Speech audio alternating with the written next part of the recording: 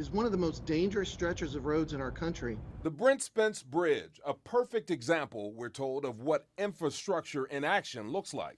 When we fail to maintain it, when we fail to modernize it, when we fail to keep up with the growth in our economy and the growth in our nation. November, a fiery crash involving 2 trucks damaged the bridge, forced a closure, and caused a major disruption for drivers for a month. We were very lucky that nobody died on that. The cold hard truth is that while the bridge is repaired today, that accident could happen again. A national report calls the bridge the second most congested area in the nation for trucks. More than $1 billion worth of freight crosses the bridge every single day. From Michigan down to Florida, Brent and I hear regularly from businesses and from chambers along that corridor saying, when in the world are you going to fix this? It's impacting businesses here as well. The big question remains, how do you pay for it? No option is off the table yet, including tolls. But the local chamber says one thing is certain, the funding plan will have to include the feds. There is a solution, but the most important thing we know is that it's expensive. And it's so expensive, in fact, that even with Ohio and Kentucky working so well together to bring that plan to fruition, we know that federal investment is the only way that we will get this bridge done. Loveland High School students are giving back to the community and encouraging others to do the same by backing local businesses. It's a whole week of supporting these businesses that have been struggling over the past few months while keeping it in a COVID-friendly way. The idea is simple: shop and eat locally. But the impact can be huge, especially for people like Wendy Knight, owner of Lemons and Limes Boutique.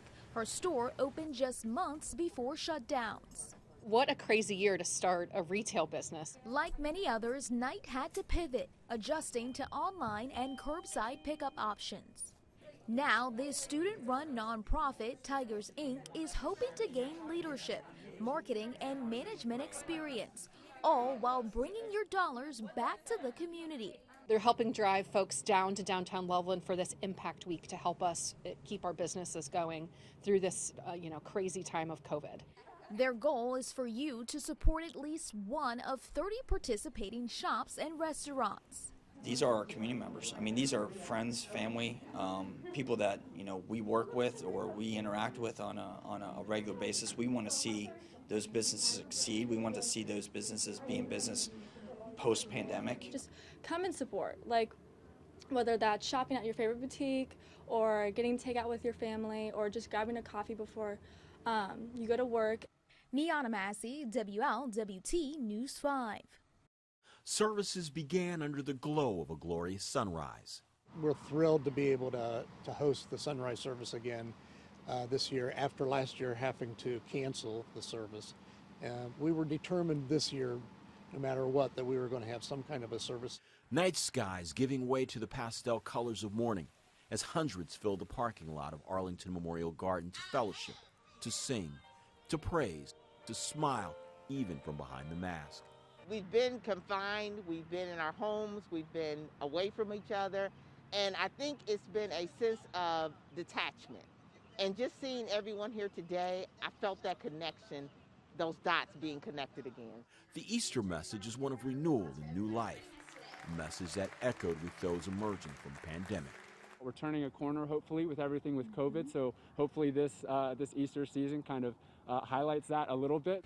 COVID-19 brought a halt to in-person church gatherings last year, perhaps bringing deeper meaning to this year's celebrations of resurrection. We just love getting to do life together, and it's so much better to be able to do it in person. Yeah. And I really think it makes this Easter so much more special because, like you said, we get to do it in person. With familiar faces and happy greetings of a new dawn and a new day. This is really a testing of the waters for us, but it's such a special day for so many people and for Christians all over the world. We're just glad to be able to be a part of that. With photographer Henry Griffith, Richard Childs, WLWT News 5. It's all hands on deck to mobilize, energize, and revolutionize the vaccination process. The goal of vaccinating 80% of our community is ambitious, it's aspirational, but it's absolutely achievable. with a fast approaching deadline of July 4th. That means first dose for 80% of those 16 and older. The science is clear. The vaccine is safe and it is remarkably effective. What started with large vaccination sites is now trickling down into smaller areas, finding ways to get the vaccine to people who don't have easy access. It's this point of intersection that I'm looking at that's occurring, that when we start to see the uptake of vaccines go down, then at that point we will shift and go into those communities and those mobile units. Officials are working to remove barriers. Free rides on Metro and Tank to get to appointments during these Get Out the Vax events, and vaccine clinics that target the African American and Hispanic communities. You have a right to live. See, vaccination is about equity. It's about access to folks who may be most vulnerable or who don't have access to simply register. The pandemic caused incredible economic strain on many businesses. 80% vaccination rate equals a return to pre-pandemic life. Good health is good business. Now, aside from just getting the word out, officials are looking for ways to encourage people to get vaccinated, and that is where the Cincinnati Reds come in on a day like today. Who wouldn't want to be at Great American Ballpark? So if you've gotten at least your first dose, you can bring that vaccination card to the ticket office here at GABP, and then you are eligible for any Monday through Thursday game to get up to 6 tickets for $10 each. The Reds organization says this is their way of saying thank you for getting vaccinated. Reporting live at Smale Riverfront Park, Molly Lair, WLWT News 5. The effort, unprecedented. I feel like I'm doing my part to help others. The goal, ambitious. Vaccines save lives, so we are working to get to everybody. Health officials partnering with community organizations to vaccinate 80% of the eligible population by July. Today, lines stretching outside the Cintas Center and filling the ballroom of the Duke Energy Center. It's a community effort. We have to rely upon each other to do this. We all are in this together. The Schaefers, a mother and daughter, find themselves on different sides of this healthcare argument. I think definitely a sense of relief, but also I think for me, I just did not want to get it and pass it on to anyone like my mom or my stepdad. High schooler Lucy, not certain if she's at the same level of risk as her mom. She's decided not to get the vaccine. I feel like my mom's getting it, my grandparents are getting it. If I get COVID, I'm not going to pass it on to them because they're protected by the vaccine. Dr. Herzig says the science is indisputable. We've seen what this COVID can do to people, so being vaccinated reduces the risk for not only yourself, but also your family and the community as a whole. I felt like I didn't want to take that chance. Our health officials say, to put this into perspective, this ballroom completely filled with people receiving vaccines, over 1,000 of them, but a long way to go as we turn the corner in this fight against COVID-19. Reporting downtown, Richard Childs, WLWT News 5. Okay, you can come out now. Thank you so I'm going to cross you all the way across, okay? Manning the streets to keep kids safe. It's an important and rewarding responsibility. We love the kids. You know, the kids are great. Bill and Gina Cole have been cross guards for years, 20 for Gina, 7 for Bill. You develop a relationship with them. You know, I like to kid with them, joke with them, and they always have a smile for me, and I always try to make sure that if they didn't get a smile at home, I'm giving them one to start their day off. For these two, the kids are the highlights of the job, but sometimes it's the drivers who frustrate them. Put the cell phone down. Cole says half of the drivers he sees are looking at their cell phones while behind the wheel. That's probably the biggest thing that I see of people that go by me all the time. Now the Cincinnati Police Department is hoping to fill 20 more spots for more man or woman power on the streets. Mostly we like to say retirees because you kind of work at your own pace and you do it in the morning and you do it in the afternoon. Crossing guards will be official employees of CPD and be required to go through training, brushing up on the rules of the road. Guards are guaranteed 3 hours a day, but most will tell you they're not in it for the money, but for the safety of the kids. If you don't care about that, you don't need to be doing this job. The kids have to be first. Obviously, we lost a son, but as we've gained a bunch of sons. For 16 years, Matt's 5K pursuit has raced through Spring Grove Cemetery. Last year, the run was hosted virtually. But under a rainy sky, the pomp and circumstance returned, celebrating a life dedicated to the service of others. Gulf Manor Canine Officer Matt Haverkamp was killed in a car crash. But the legacy of this officer and his love for his partner live on. She is my best friend. She's the best partner I could ask for. In the years since Matt's death, the Haverkamp Foundation has raised over $700,000 to purchase, train, and partner canine officers like Harley and UC Police Officer Lori Cronin. The Haverkamp Foundation throughout the year, and we all get together. It's all for great causes, and I mean, the university, these dogs are priceless for the university. This moving opening ceremony captures the dedication of these officers and their partners.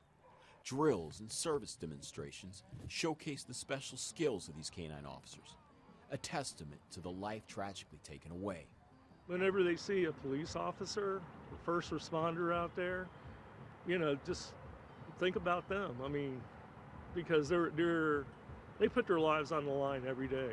The Haverkamps have placed 81 canine officers, turning the tragedy of Matt's death into a legacy of service, dedication, loyalty. That's what she works for. Keeping Matt's memory alive is like keeping the rest of these officers' memories, you know, in respect, and that's really the whole thing. Al, this race was paused by the pandemic last year, and even under a cloudy sky, not able to dampen the spirit of a life well lived. Dedicated cause, of course, supporting this thin blue line. Reporting from Spring Grove, Richard Childs, WLWT News 5. Trent Burbage thought he'd shot an air ball during his Saturday night shift at Allen's Cafe. Dad came in probably 20 minutes late. They just ordered like 2 burgers, quesadilla, and some margaritas, which is standard. And then cash them out, they get up and leave, and I don't even get a chance to say bye to them. And I walk up here, like cleaning off the table, I open up the checkbook, I had to put everything down, and then just take it to the back and just cry for a second. What was it that brought Trent to tears?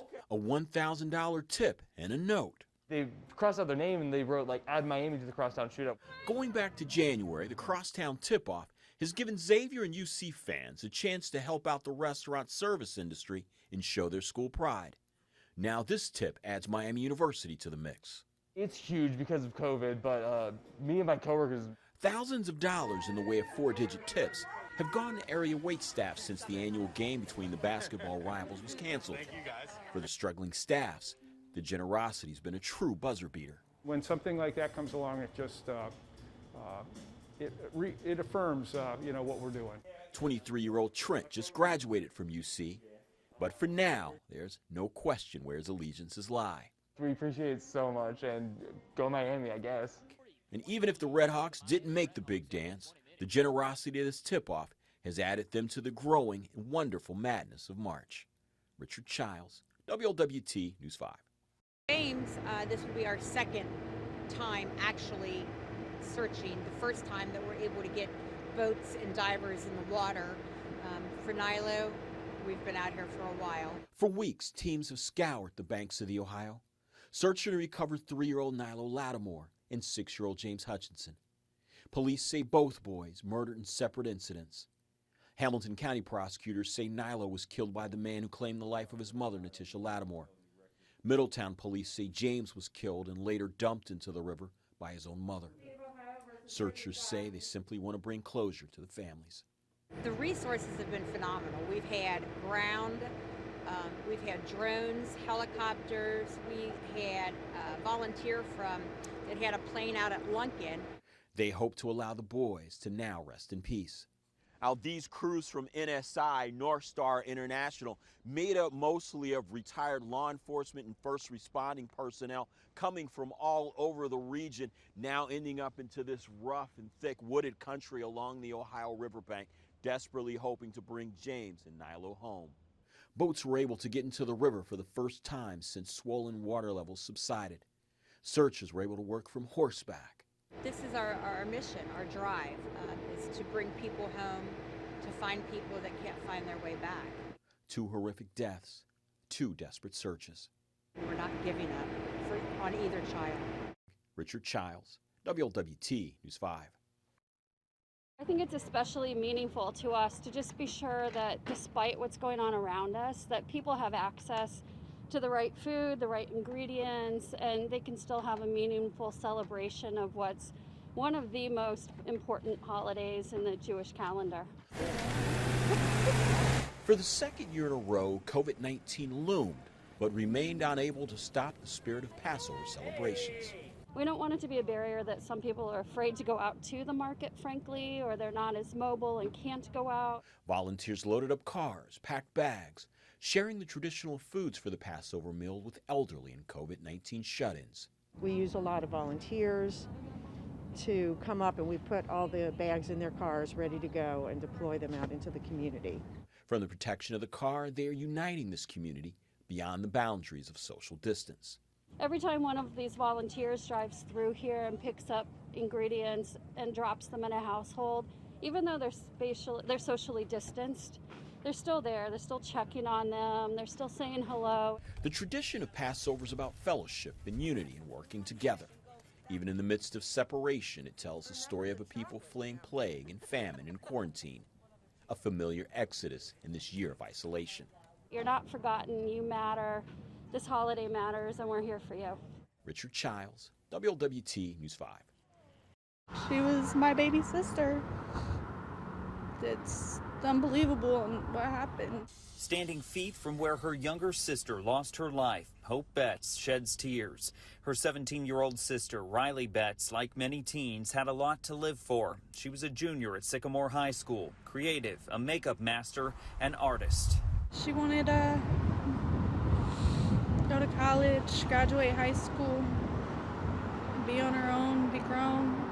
Growing up, Hope says, is what Riley was doing. She'd walked to a job interview in Blue Ash and decided to walk home because it was a nice day. That changed when police say she crossed the road outside of a crosswalk Monday afternoon. Somebody just got hit by a car. Okay, a person did or a vehicle did? A person. They're laying on the ground in the middle of the road.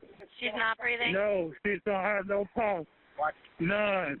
She died. Today, her siblings came to lay flowers and a stuffed animal at the scene. Her 9-year-old brother still can't process it. She was a little mean, but that's because I messed with her and I didn't even get to say goodbye. Riley's mother, so grief-stricken she couldn't talk about it, her tears speaking volumes. And Riley's sister holding on to the bond they all shared.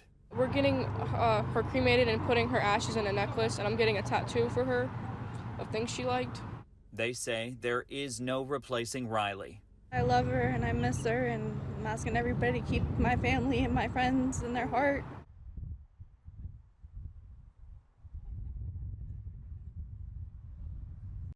As the efforts continue to get 70% of the nation vaccinated to reach herd immunity, Cincinnati Public Schools now joining other local districts. CPS will open a clinic this Friday on the campus of Dater and Western Hills High. We was in class and my teacher just told us about this, and I was so excited to take one of them. Students wanting the shot were given information and a slip for a parent to sign. I think this one they have to fill out all these things. One major plus, easy access. Yeah, this is very easy because sometimes a lot of students don't know where is the vaccine, like where to take it. But when they bring it to school, it'll be much easier. Cincinnati Children's Chief of Staff, Dr. Patty Manning, says this is the first district the hospital is partnering with to give COVID shots. We're hoping to vaccinate, hundreds of students. It's really hard to predict. They have a number of eligible students based on age. She says the kids will get Pfizer's vaccine, so health officials will be back on campus June 4th to administer the second dose. We need to make it convenient for them. We need to reduce barriers to vaccination, and so kids are at school. Forest Hills local schools held vaccination clinics today and yesterday, and Mason City Schools will begin its first clinic May 15th. While some kids are still skeptical, I wouldn't get it because I don't trust it. Others say they've been waiting for this opportunity. We are really excited that we can protect children too, because they deserve our protection.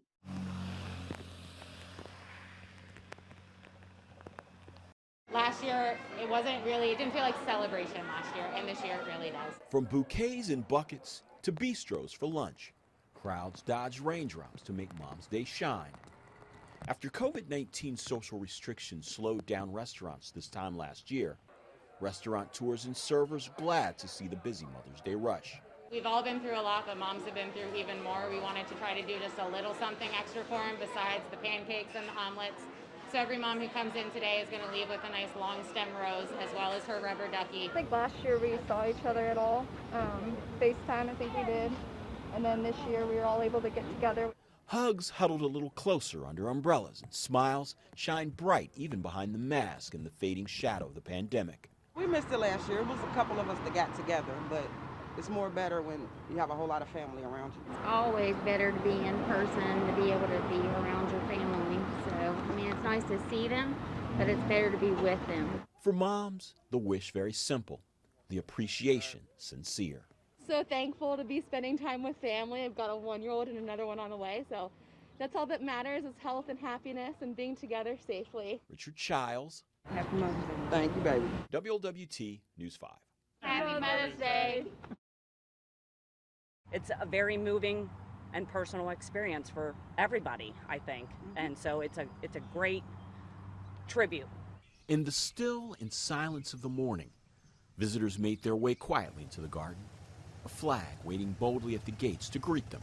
We wanted to be able, though, to have a way to tell the community, just stop and reflect for a moment and remember what Memorial Day really is about. Last year, as COVID-19 raged, this memorial field was conducted as a drive-through, socially distant, with visitors united only by their gratitude. It's, memorizing the people that served for us, and we came here because our father did. The field itself, about an acre, with the names of the fallen reaching across the generations, united by their service.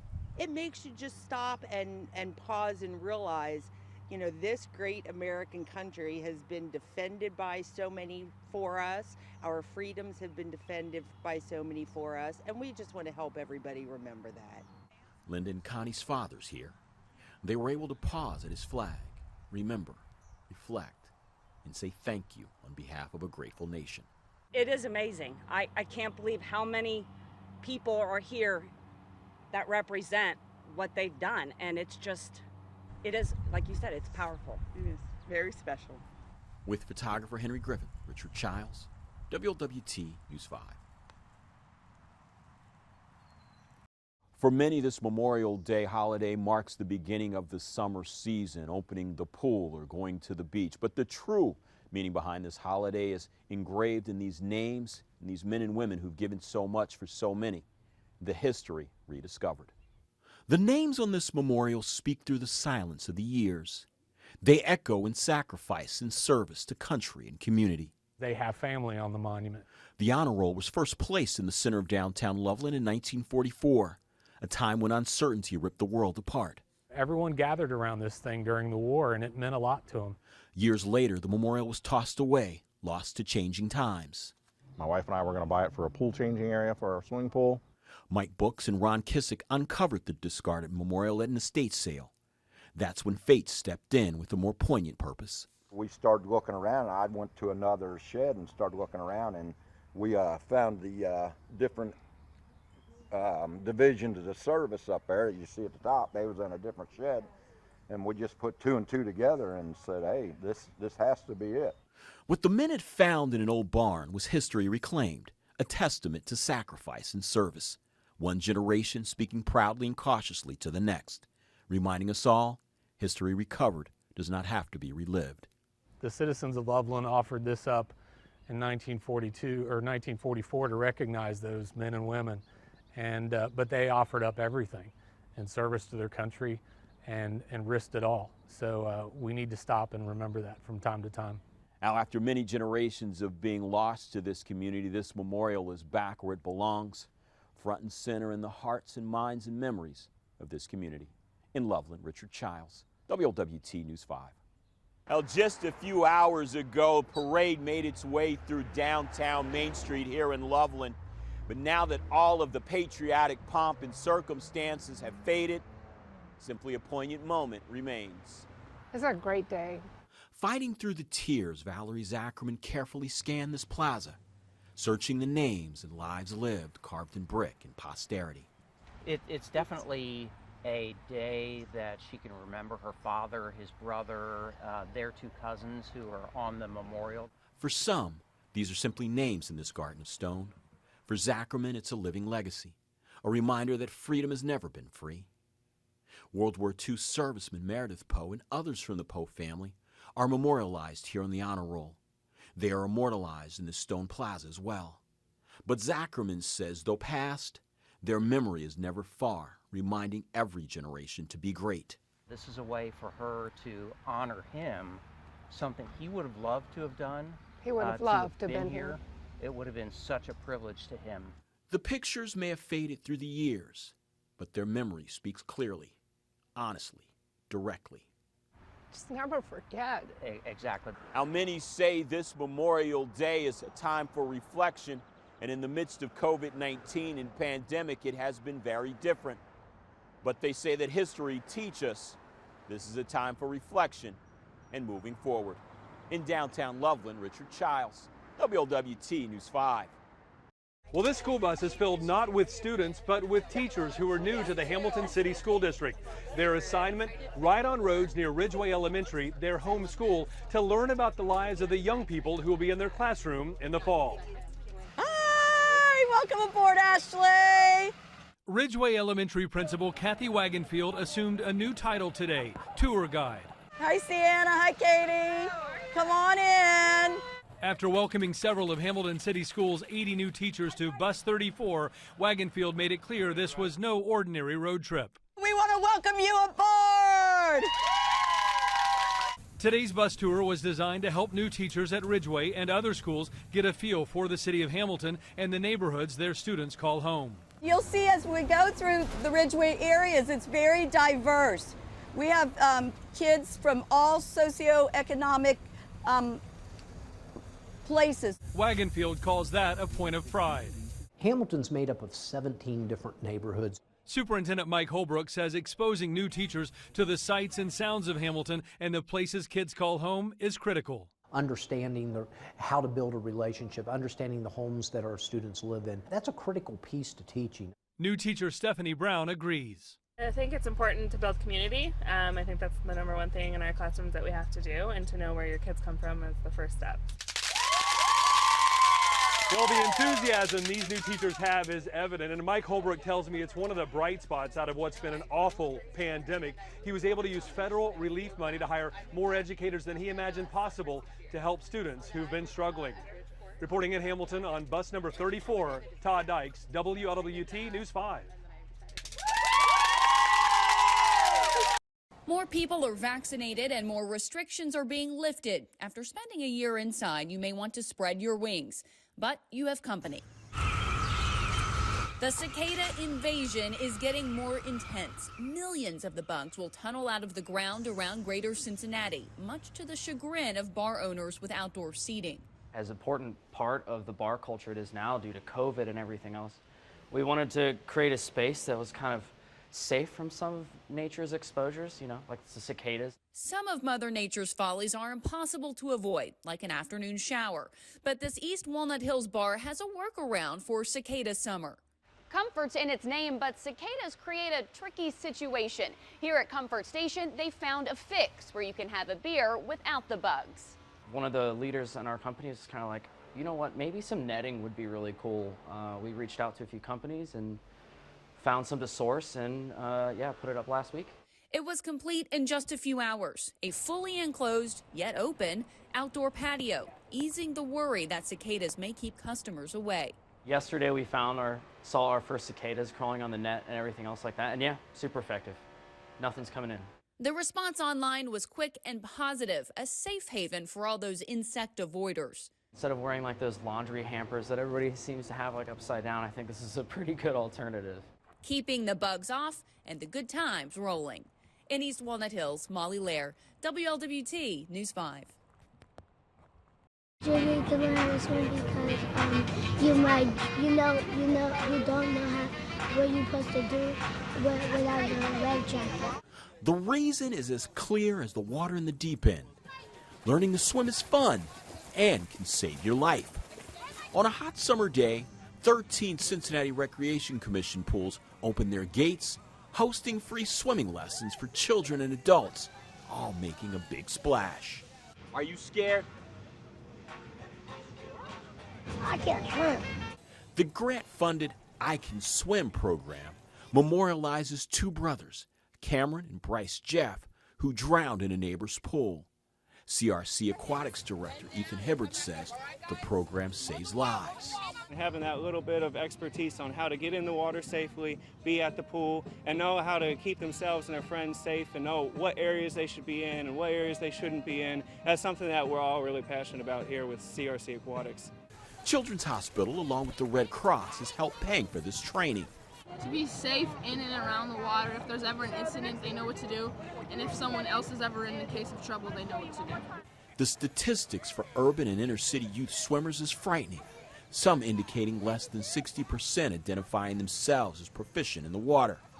But with the helping hand, the splash doesn't have to be intimidating, making sure tragedy doesn't lurk in the deep end. Richard Childs, WLWT News 5.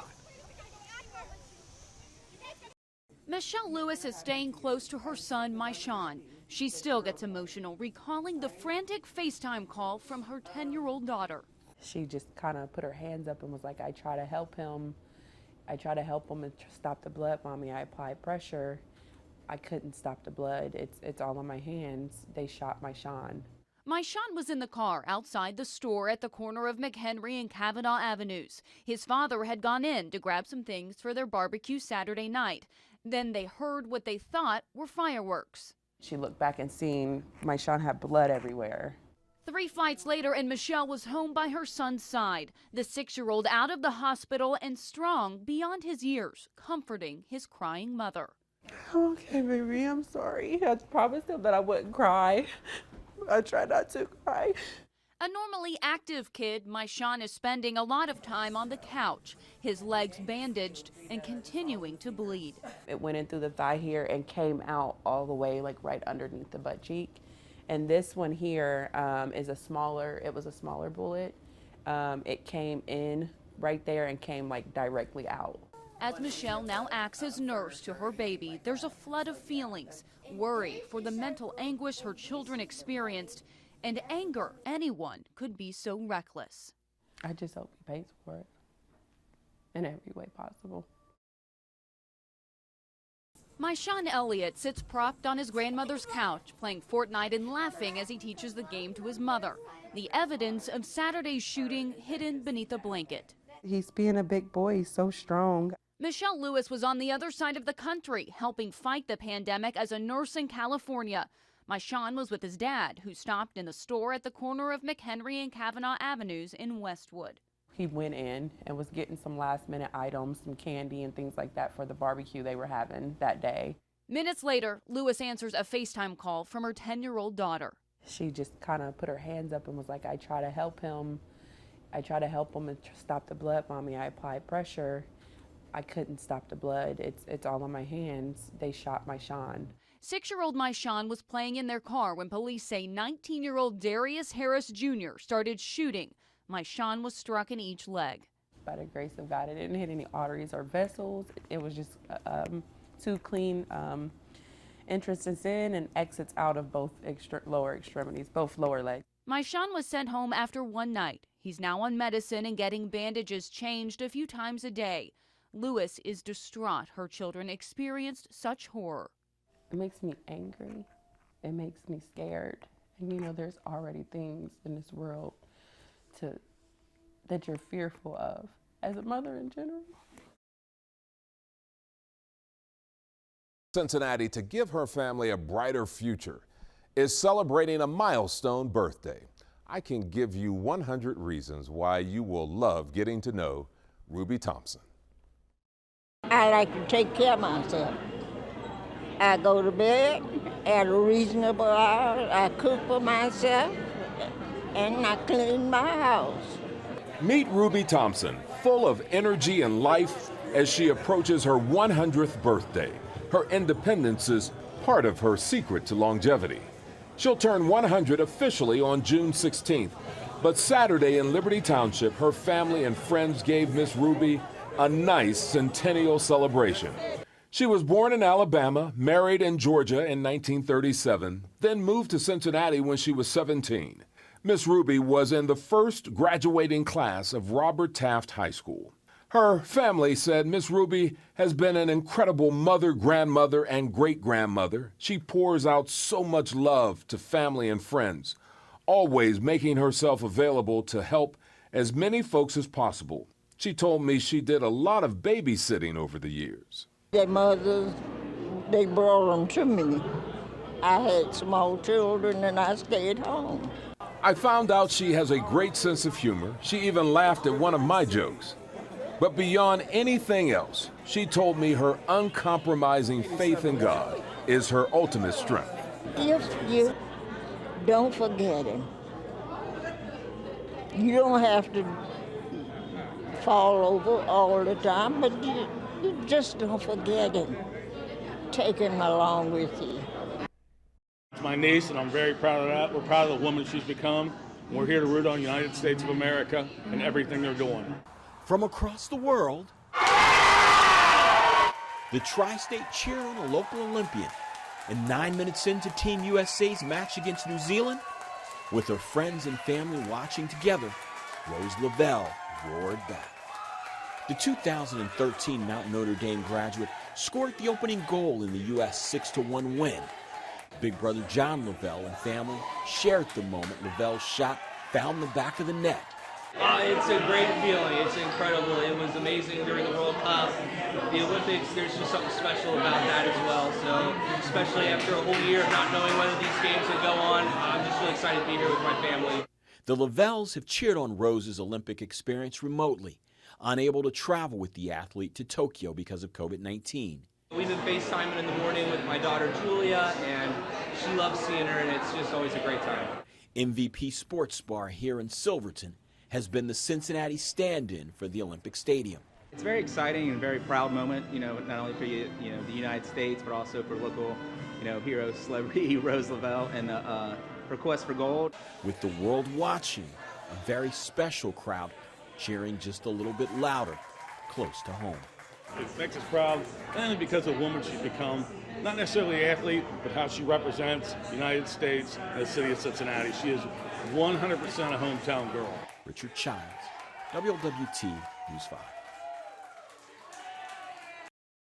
It's gotten younger and younger. A climbing number of teenagers shot on Cincinnati streets. As fireworks fizzled out at the bank Sunday night, 5 more teens were added to the list. 2 shot dead and 3 bystanders also hit. I'm not surprised. Dr. Odell Owens, a pioneer in medicine, former coroner, and trusted voice in education, knows treating symptoms of a crisis isn't enough. He says you have to address the real issues fueling the violence on our streets. It always starts with poverty. Poverty because you have people who are living in condensed, concentrated areas where there's no tomorrow. He believes you don't have to look far to find some core issues and some answers. I do believe strongly that if a problem is in the community, then the solution's in the community. The family unit, community, education system, police, and city leadership all playing key roles. Certainly should be no blame game. It should be coming together and saying, okay, let's check off the box. What are we doing for poverty? How well are we supporting preschool promise? Reverend Damon Lynch III sees firsthand the pain inflicted by violence. There'll be 2 more parents sitting on the front row of somebody's church, burying their child. Other parents may end up watching their child go to jail. So it impacts the black community. It impacts our survival and our ability to thrive. He's holding a community conversation at New Prospect Baptist Church Saturday from 10 to 2. This should be just the first of many conversations. There is no overnight fix. It's going to take about a decade to raise up another generation of young people who love life, love themselves, and love each other. The conversations were raw, emotional, and hard-hitting, just like the issues of violence facing the city of Cincinnati. Familiar community leaders and elected officials filled the room along with those who may not be as well known or recognizable, all trying to find common ground and open the dialogue for those who at times have been silenced. My father was killed when I was 4 years old, so everything starts off rough. The father is not in the home, and it was by way of gun violence. In 2013, I had a son that was actually murdered by way of gun violence. Torrance Jones knows the heavy price of drug violence from both sides of the gun. I'm an ex-con, but I spent 8 years in the penal system for drugs as well as violence.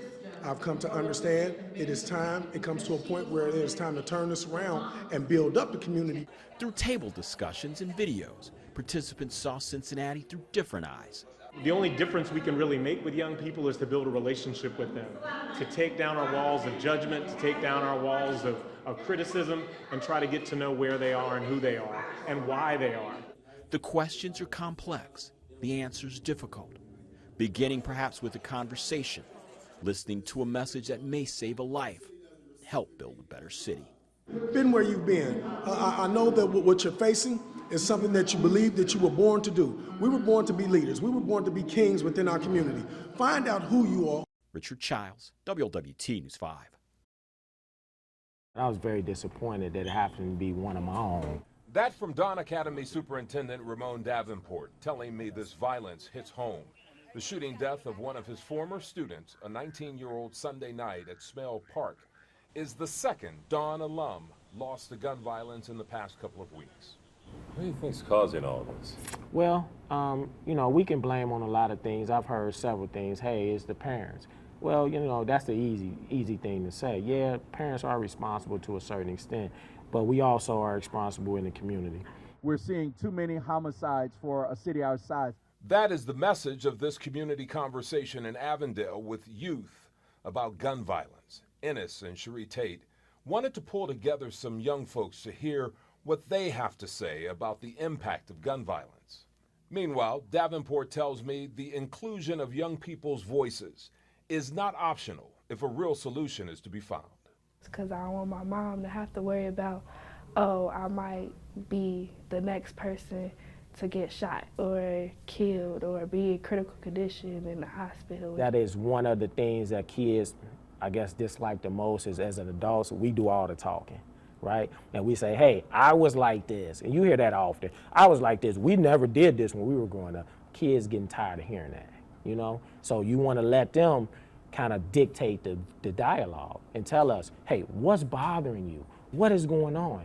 Well, after that drowning death at East Fork Lake, there are a lot of factors that were going into play. We got a chance to go on this ride along with officers from the Ohio Department of Natural Resources, some factors that may certainly save your life.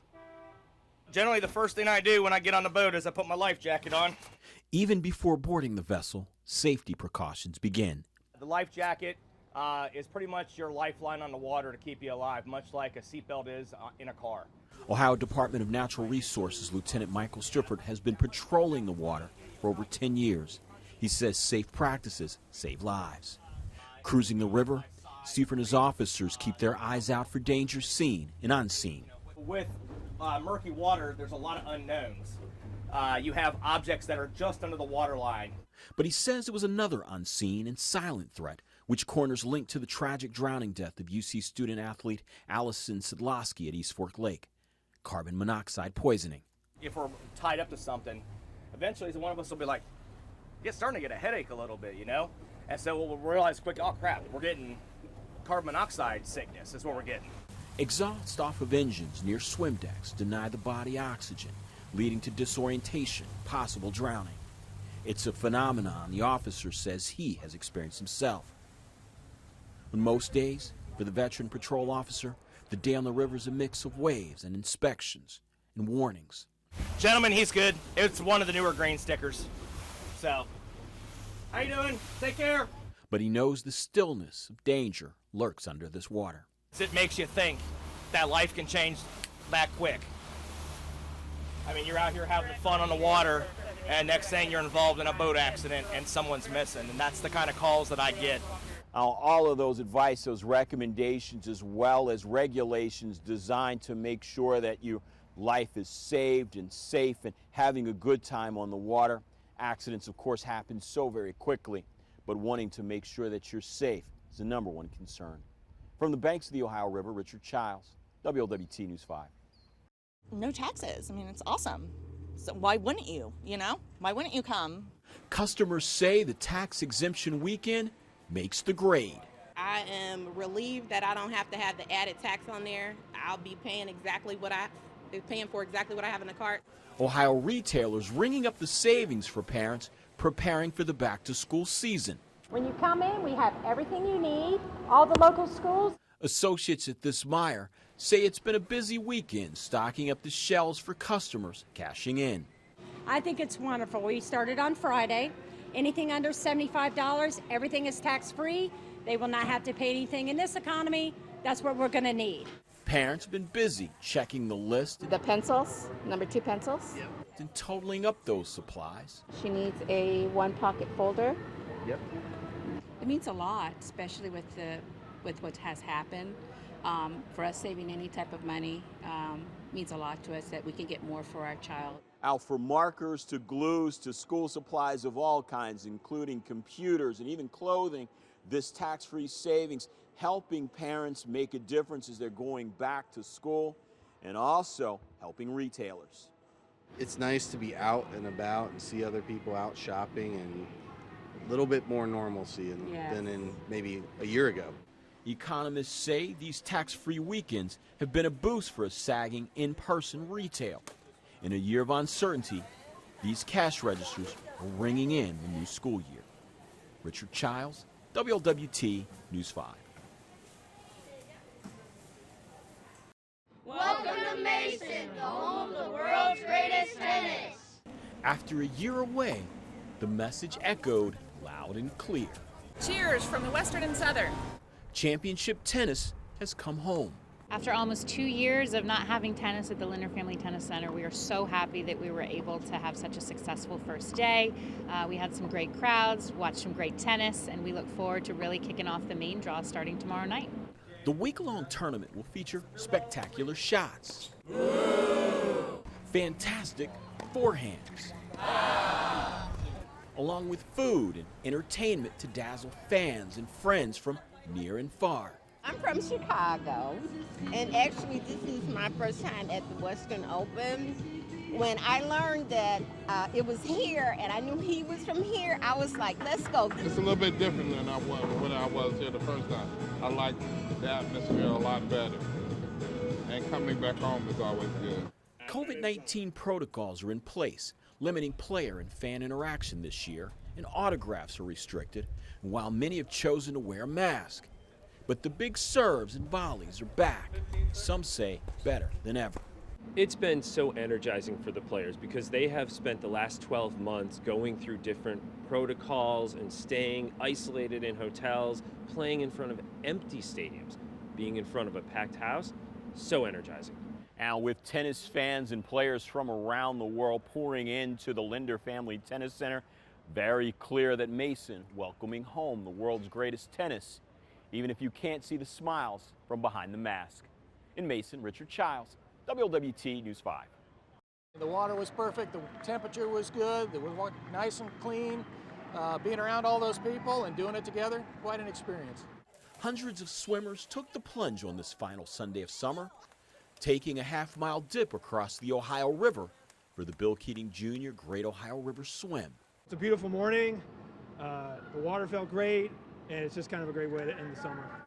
Organizers launched the flotilla after a 3-year hiatus, racing towards a great cause. We had over 200 swimmers show up today to do the swim, which is incredible. It's been lonely the last few years and we've had to cancel the event, so it was really awesome to be able to get it off this year.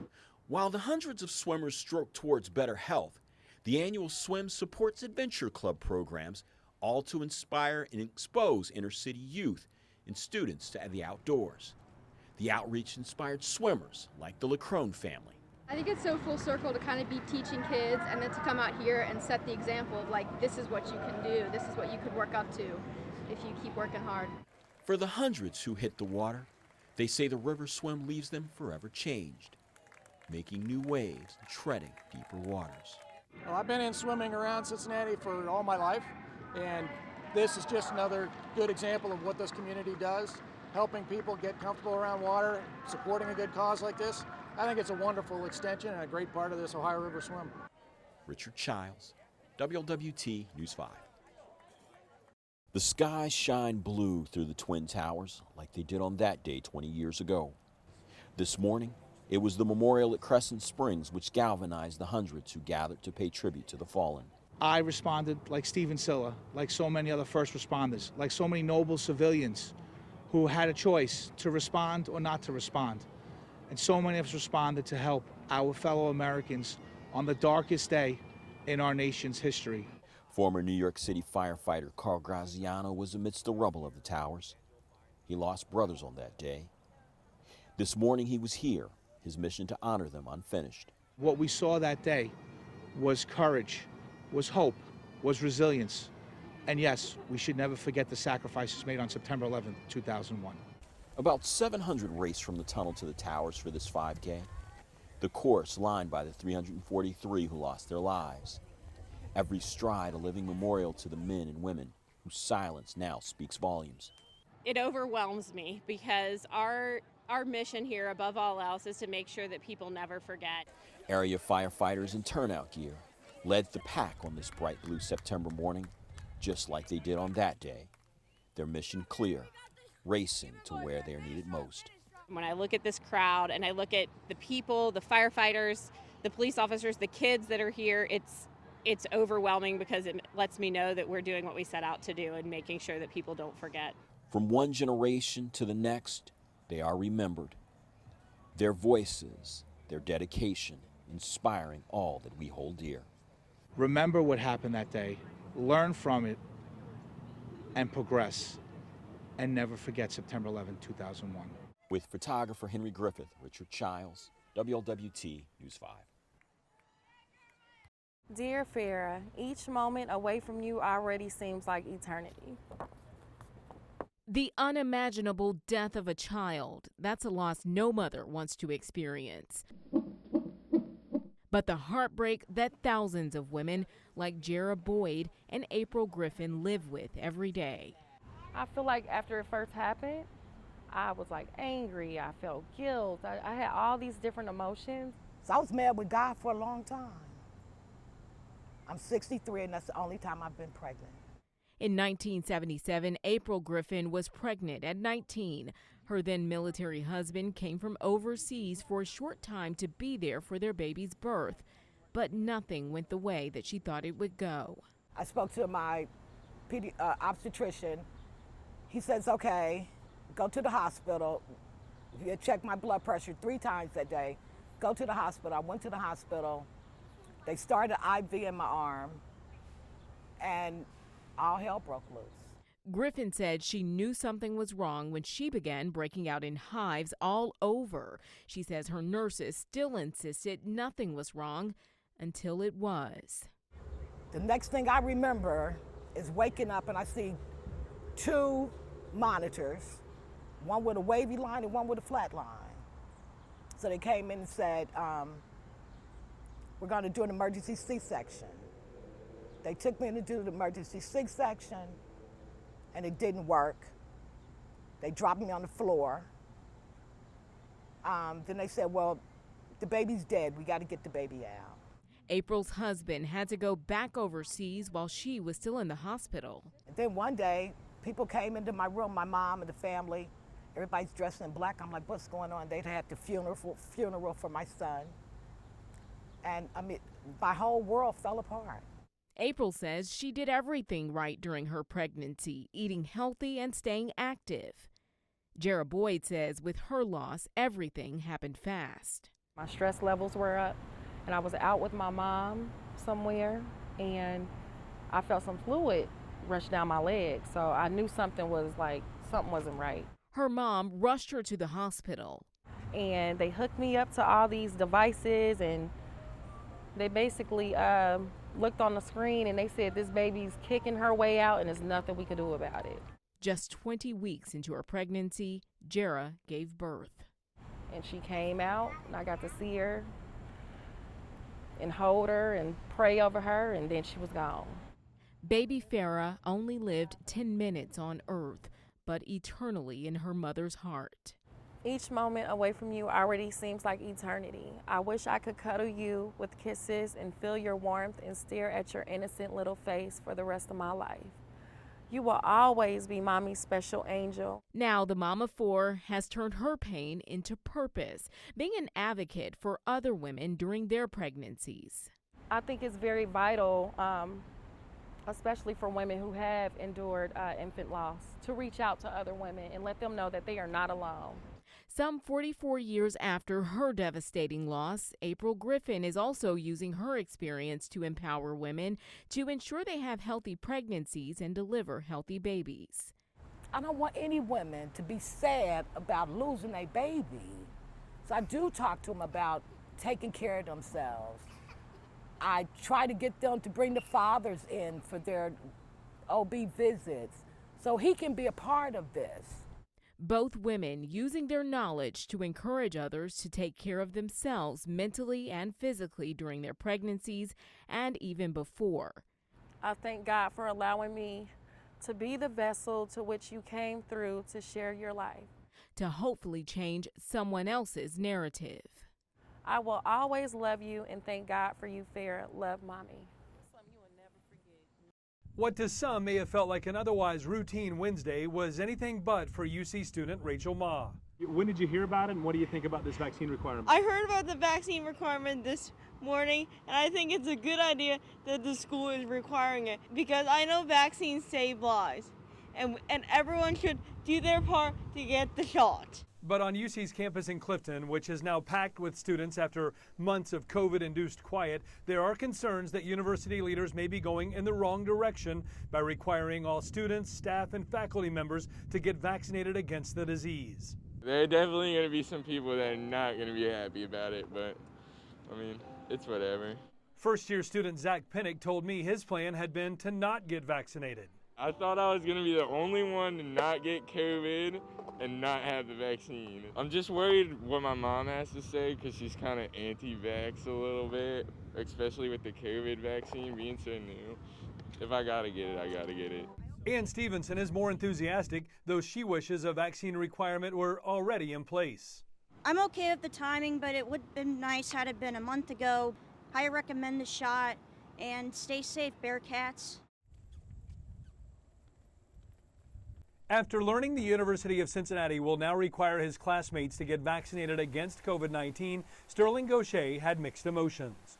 I feel like it's good for stopping the spread, but obviously I feel like people are going to have kind of ill will against it because obviously it's saying, hey, if you don't get this vaccine, we're going to kick you out of the school. So that can probably definitely go wrong with people who don't trust it.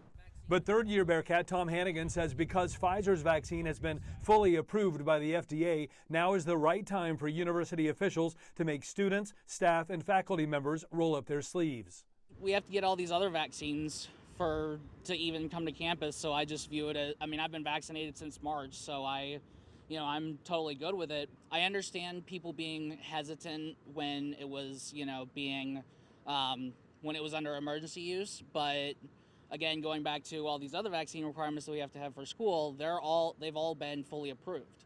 Steve Cleaves is a doctor with TriHealth. He says vaccinating college students is particularly important with the Delta variant of COVID-19 spreading all over the place. College students, Todd, are a very unique dynamic. I mean, they're together a lot. They're in dorm rooms, they're in apartments, they share common space, they eat in a cafeteria.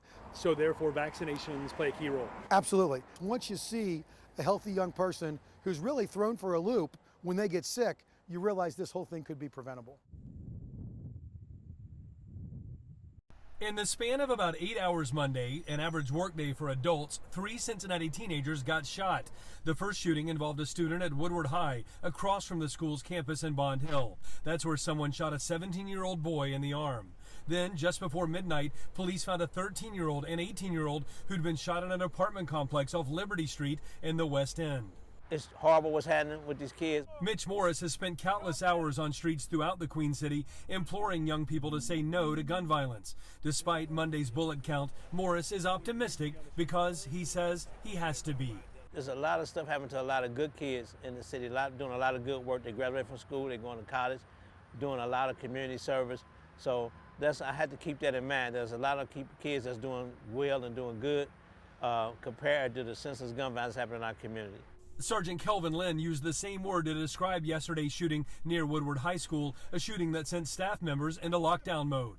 My personal opinion about all of these shootings is they're senseless. Morris says he understands where Sergeant Lynn is coming from and hopes others agree that gun violence has no place near a school or on a sidewalk in Cincinnati. He's tired. I'm quite sure a lot of them feel the same way, man. Yeah, they're tired. So that's why us as a community, we have to get on board.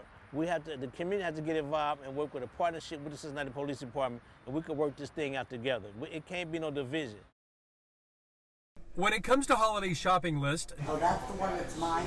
Ginger Ham's is about as long as it gets. I have 9 grandchildren, and those are the people I worry about. While shopping with grandson Rory, Ham can't help but think about scenes like this, showing cargo ships filled with merchandise stuck at sea because of COVID-caused supply chain problems. It's October 4th. It seems really early. It does, and I'm not usually an early person, but today I asked him what he wanted for Christmas, and he said, why so early, Grandma? Because if you want them to be delivered and not draw pictures of what you're giving kids, you got to start early. So things are tight. Rob Kearney is assistant manager and buyer for King Arthur's Court, an independent toy store in Oakley. While he says supply lines are tight, Kearney says being a small shop is a big plus right now. We're allowed to be more nimble, so that allows us to, see the trend and adjust to it quicker than, a big box store who's got a lot of inertia to deal with. Kearney says more people are shopping for the holidays now because they're seeing toy shelves that are emptier than usual at stores that sell a lot of different stuff. Like a big box store they're going to sell some toys, but they're also selling groceries, clothes, sporting goods. We're focused on toys, so we're trying to get, the presents under the tree. So is Ginger Ham. And I'm not an early person. I'm one of those last-minute shoppers running around, but not this year. I know it's going to be rough, and we've been told that. So these little shops like this, I'm hoping, will have the things that we need. Have your cards? No, actually, good. 8 days left. It has been grueling. Go to 05 and 09, which is down there. And we're just going to work it together. Yep. As the general election races to a close, candidates are making their final pitches to voters across the tri-state. Even in the rain, I am out here as a first-time candidate, getting ready to knock on doors, canvass, meet some voters. I have my family here with me. We are getting it done. From churches to street corners to porches and front doors. On this October Sunday, even the rain can't stop the message. This is the last stretch. This is go time. Everything that all the candidates have been working on and doing these last few months, it all pretty much comes down to this. Cincinnati and Hamilton County voters will have a record number of candidates to choose from in highly contested races. From judicial candidates to school board to city council and a mayor's race, this is a referendum the candidates say can't be deterred by the rain. It's been a lot more fun than I thought it would be. Although she's an incumbent, appointed city councilwoman Liz Keating is in her first campaign. Even on a rainy Sunday, we're having a great time out here. Judicial candidate Dante Johnson is also putting his name in front of the voters for the first time. Face-to-face, door-to-door, all of that. So today, even though it's raining, that's not going to stop me. Be knocking doors in the rain. With time running out, political leaders say it's this moment in the campaign which defines a candidate's commitment to service. That shows that they've got a lot of passion for the people of Cincinnati. That shows that they really want this job, and they're earning the vote from the voters themselves. Richard Childs, WLWT News 5. We have a deputy down. All got struck by their vehicle. Late Friday night, Boone County Lieutenant Chris Hall, a 20-year vet, was trying to lay stop sticks at US 42 and I-71-75 when he was hit by the car he was trying to stop. This is something that the sheriff has been considering for quite some time. There are a lot of agencies here in northern Kentucky that have abolished the use of stop sticks. As of this morning, Boone County is joining them, abandoning the use of stop sticks. We believe that that is the safest path moving forward. Back in 2006, Boone County Deputy Jeremy Walker was hit deploying stop sticks on I-75. 1 year later, Cincinnati Police Sergeant Bryce Bezdek was putting out stop sticks on I-75 when he was hit, thrown 35 feet. He suffered fractures and a traumatic brain injury. May 2011, Warren County Sergeant Brian Dooley was hit and killed laying stop sticks on Route 42. After Bezdek's injury, Cincinnati police stopped using stop sticks on expressways. Paul Humphreys helped make that decision. How do we ensure that we're doing things as safely as we can? He says stop sticks are a useful tool, but used too often in situations officers can't protect themselves. The criminal that is being pursued, you cannot control what they do. We've seen it here in the greater Cincinnati area, where instead of using that vehicle to flee or to try to escape, it turns into a weapon. Like in March of last year when Officer Kaya Grant was killed on I-275. Chief Tom Wells says she was holding stop sticks but not throwing them. He actually turned his vehicle directly to strike her. It was not a situation where she was in the roadway trying to deploy the sticks. He actually sought her out with his vehicle. Springdale chose not to make significant changes to policy following Grant's death. We'd do anything in the world to have Kaya back, but I know that there are times where we have to put ourselves out there to get the job done, and that's what she was doing. She was doing her job.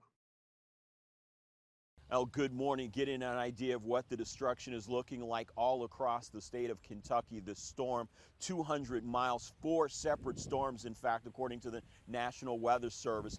This is Bowling Green. This is the epicenter of 2 tornadoes confirmed and striking in this area just off of Russellville Road, very close to Western Kentucky University. Now, this first storm hitting just around 1:30. First responders tell us the sirens continued to go off.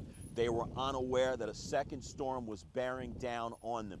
This morning, as the sun has come up, though, you get a clear idea of what this destruction looks like. Again, this field of debris containing anything that you can imagine from once inside of a home.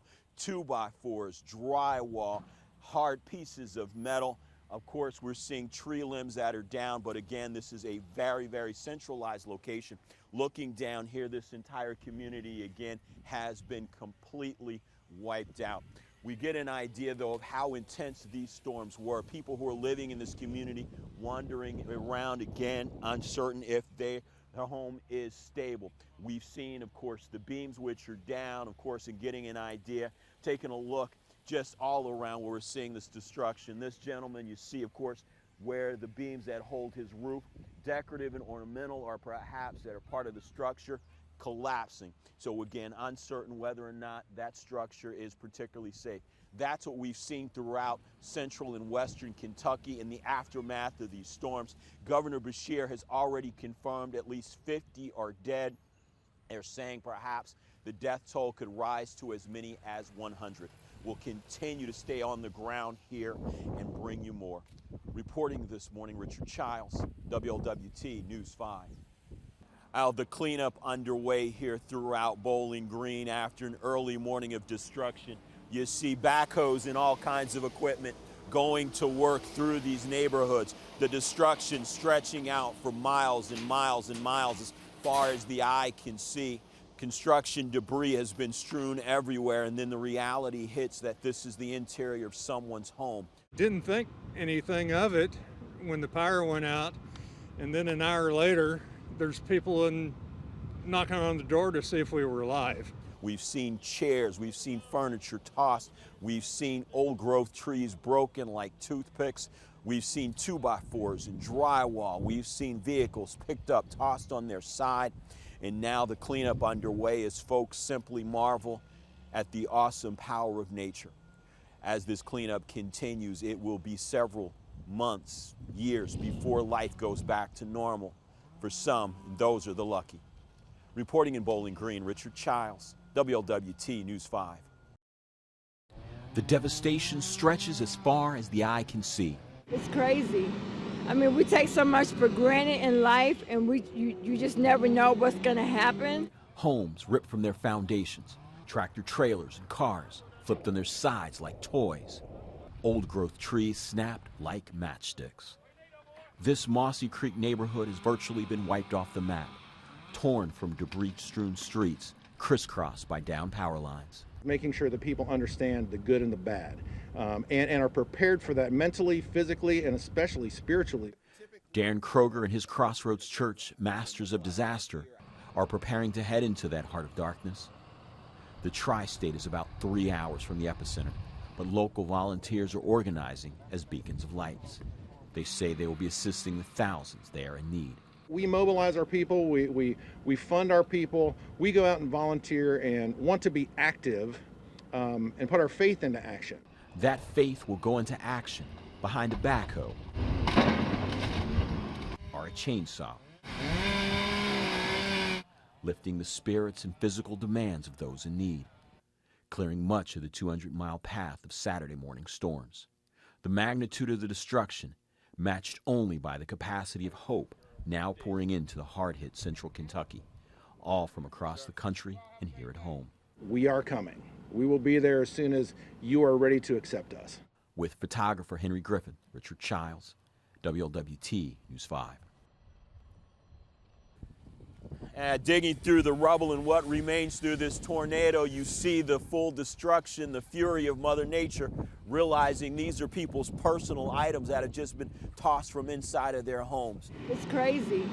I mean, we take so much for granted in life, and you just never know what's going to happen. When my daughter called me, or she texted me and said, y'all take cover, there's a tornado coming, we did just that. And then she called me, she said, Mama, I'm so scared. This house ripped, of course, from its foundation, the siding torn away, the roof gone, realizing that a family was hunkered down here in the early morning hours, riding out this storm, praying, hoping, wishing, as again the wind is whirling around them. Coming out alive, surviving, losing everything, but still alive. In Bowling Green, Richard Childs, WLWT News 5. I have one more I can keep up real quick. One more box. An end of the semester move for a UC family. But this Papa Bearcat and son have a unique bond that others on campus will never get to experience. Dad, Daryl, was a tight end at UC in the mid to late 80s, a captain his senior year. Wilson is a senior linebacker who also plays on special teams for the current undefeated Cats.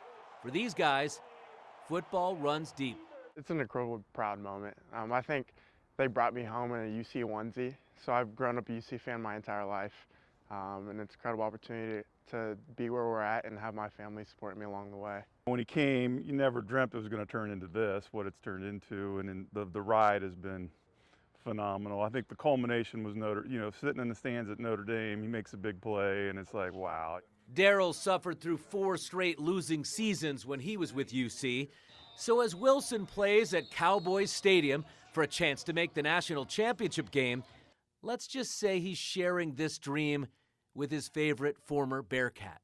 We're all super close. We've been together for 5 years now, and like you can't recreate things like that. You can't imitate them, and you can't fake it. So when we go into games, we know we all have each other's backs, and at the end of the day, we know we're going to get it done.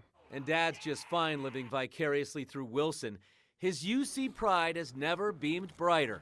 Our goal at that time was just to get to a bowl game, any bowl game. It could have been the toilet bowl, it didn't matter. We just wanted to get to a bowl game to get into this kind of elite party, this exclusive party, and let Cincinnati in is not let them in. They've earned it, but yeah, it's been fun. So together they climb the mountain, that giant obstacle known as Alabama. A few years ago, rolling the Tide would have been a fantasy, but not anymore. For Luke Fickell's Bearcats, almost anything can be reality. When I came on campus, we weren't very good, to be completely honest with you. So to see the progression we've had over the last 5 years and to be in this spot we are in now, playing the college football playoffs, playing a powerhouse blue chip team like Alabama, that's where we want to be. We want to be that kind of program. Take the A off the jersey and Nick Saban's name off of it. I mean, they're not invincible. So we'll line up and play and see what happens. She's like, Mommy, I'm sorry. She says, oh my gosh. And I said, what's wrong? She said, the house is on fire. Kimberly Reese-Mensah is reflecting on the day a phone call changed her life. Her daughter called to tell her the home she owned on Elman Avenue in Blue Ash was a total loss after a grease fire. I had to walk through the house. I had to see what was left. And there was nothing. There was nothing that we could really salvage. Mensah lost everything she owned. The hardest thing is when your kids come and say, Mommy, are we going home? Are we going home? No, we can't go home. That's the hardest thing. that I think I've had to deal with, is telling them we can't go home. Since the November fire, she and 2 of her children have been living in a hotel in Mason. Mensa is the mother of 5, 4 of them with special needs and autism. As she tries to rebuild her life and the lives of her children, Mensa was forced to set aside her pride. You're vulnerable, like you're open. It's like, okay, I had to realize, the realization is, I'm a mother with special needs children. My husband isn't here to help me. I'm doing this all by myself, right? And so that was my reality. Despite the challenges, Mensa says the love and support of her community has helped get her through. I'm just so blessed. I'm so happy and so full. And I'm optimistic that this is just for a moment.